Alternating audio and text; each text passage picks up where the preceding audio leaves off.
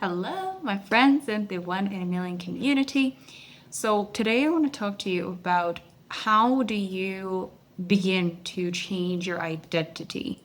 This is not going to be a start to finish process, but it's going to be a very potent door for you to walk through. It's kind of a bit like an initiation for you to take the first steps to begin your identity shift. I have walked so many people through this process. I have gone through this process myself through so many different iterations. This is a question that I get asked so many times through different client calls. People want to know, okay, with everything that you shared with me, that you told me, with this new embodiment, with these new techniques that I'm learning on this call, how do I shift into this new identity? So, this shift really holds the key of beginning all the changes and for you to go through all the different discoveries and experimentation of this new version of identity that you are going to meet on the other side. But for so many people, they just don't know where to start. So today I'm going to give you 3 things. And these 3 things, if you follow them, you are going to be so much closer to your new identity. So please implement them, try them out, and let me know what you think. The first thing that a lot of us do with our current identity is we keep repeating the same narratives and dialogues and the same assumptions to ourselves. Like, why are things this way? Oh, things are just, it always is just this way. It always just turns out like this. I know this to be true. This was like my experience. I know this guy is unreliable. I know people are going to be late. I just know it. I know it's not going to work out. I know my application is not going to go through. We have all these assumptions about how life is supposed to work out based on our past memory that we have laid down all these assumptions and narratives and stories about how things are supposed to work out, especially sometimes when it's not in our favor. So, why would we want to continue that narrative? Why wouldn't we want to choose a different narrative, something that is a bit more empowering, something that really helps us feel more favorable to getting the thing that we want, right? And so, the first thing is stop assuming everything you knew to be true. Stop being so certain in yourself of the things that don't make you feel good, don't favor your success, that doesn't favor the outcome that you want. Now, if you can stop doing that, if you stop telling yourself this broken narrative, whatever it is that doesn't work, you can say, oh, well, Eunice, like that's just delusional. I can't just believe that things are going to work out overnight. I can't tell myself that. Well, you could stop telling yourself that it's not going to work. You don't have to believe that it's going to work overnight, but you could stop your telling yourself the opposite.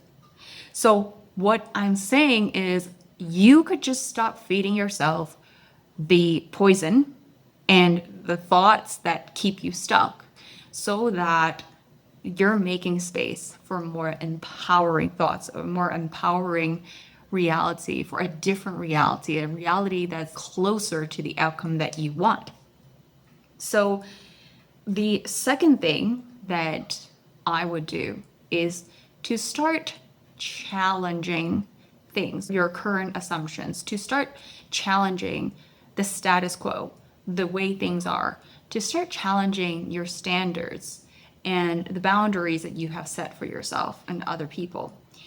The reason that why this is so powerful is because just like those assumptions that we have made, allow yourself to challenge the status quo and the standard of living or standard of the way you operate in the world.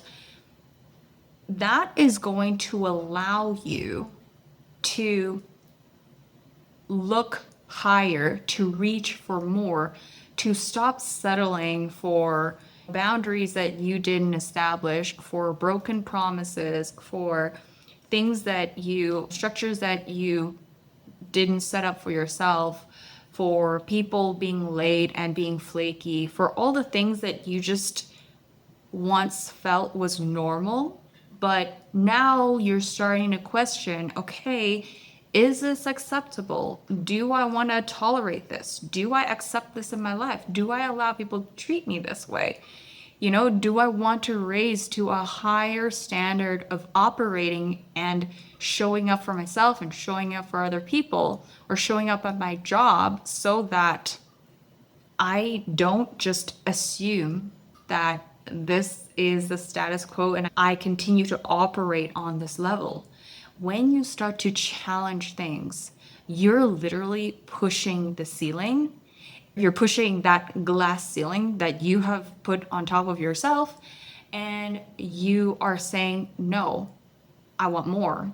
I want better. And through asking those questions and setting those new boundaries and raising that standard, you are raising the expectation of what you allow in your life.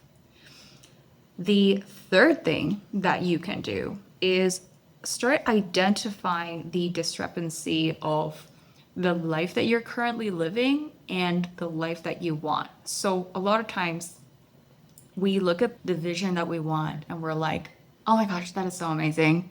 I want that. But then we don't really see the gap, the distance, the emotional distance, and the energetic distance of how we're showing up now and how we are living. And this could be expectations, this could be standards, this could be how we show up in relationships, this could be energetic standards, this could be how we feel emotionally and the things we allow and don't allow. And being able to identify that discrepancy and that gap allows us to really tap into, really recognize that, okay, I cannot allow this anymore. And I am able to identify, okay, well, that version of me feels differently. That version of me feels peace on a whole new level. That version of me is able to take time and take it slow and allow things to unfold on its own timeline, for example. And that version of me holds a high standard for herself, and she is forgiving, and she's patient with herself, and she's patient with other people. And so when you start to tap into the energetic quality of that version of you, you start to see where you want to work towards. And you start to accept, okay, well, there are places in my life where it feels deficient. It feels like I haven't been pouring love into my life. It feels like I haven't forgiven myself for some things that I was doing. It feels like I was really self-sabotaging or setting myself back. And because I see this gap, I know where I can step up. This gives you clarity. When you have clarity, you know the direction that you're going. Without clarity, it's just hope, wishes, and dreams, and you don't really know what's the difference between you and that version of yourself, except that version of yourself has a lot more love, relationships, time, money, freedom, space, whatever it is that you want, right? So you have to identify very specifically, what is it about that person? And they're not material things. I'm talking about emotional qualities, right? Emotional qualities that you need to develop, that you feel deficient in some area, places where you can actively pour love and attention to, so that you could attend to those emotions and feel and rise to the level where you feel so fulfilled, so abundant in some areas in your life, right? So you allow yourself to identify those qualities and really close the gap. Become the person that you will feel where you experience those emotions and qualities in your life, okay? So the fourth thing is, and this is actually really easy, this is like the funnest part of the whole process. So this is where I spend a lot of time on.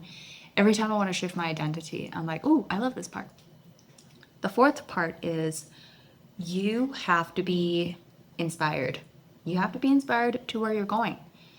I think a lot of people will say, well, I'm inspired to have more money. I'm inspired to have better relationships. I'm inspired to have people treat me better. Yeah, but you have to be inspired to become that version of you, to do those things, to put in those practices, to put in those, and it could be habits, it could be mental daily cleanse, it could be little habits that you do for yourself to become that version of yourself.